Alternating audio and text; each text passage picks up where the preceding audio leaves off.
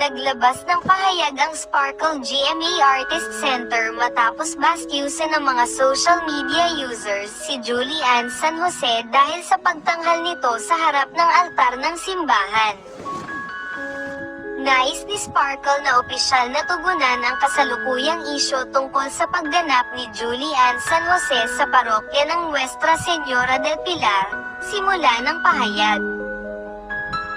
Ginako ng Sparkle GMA Artist Center ang buong responsibilidad sa pagdalo ni Julie Ann sa kaganapang ito.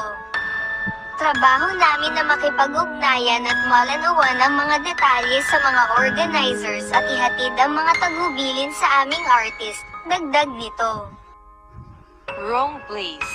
Konting respeto naman sana sa bahay ng Panginoon. Iba ang lugar ng party.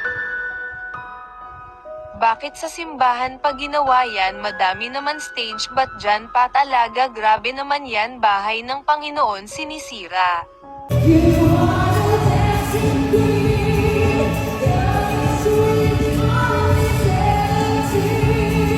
Ginawang araneta ang simbahan. Sinabi ni Sparkle na walang intensyon si Julie Ann na bastyusan ng simbahan dahil siya ay isang debotong Katoliko. Ginawa lang ni Julie Ann ang kanyang mga tungkulin at pangako bilang isang tunay na propesyonal, sabi ng ahensya. We are really sorry sa mga na-offend namin.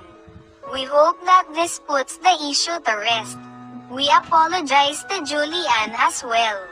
Moving forward, we will be more vigilant in our coordination efforts to ensure such incidents not happen again.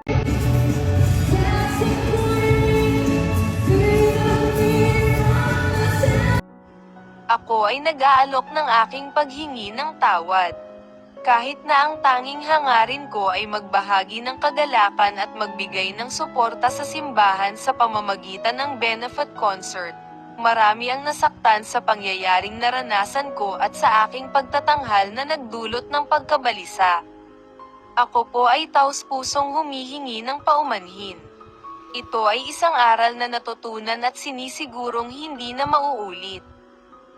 Hindi ako perpekto, ngunit mangyaring malaman na mayroon akong matibay na paniniwala at ang aking pananampalataya ay hindi masisira at hindi matitinag. Dalangin ko na lahat tayo ay sumulong ng may habag sa ating mga puso. Salamat po.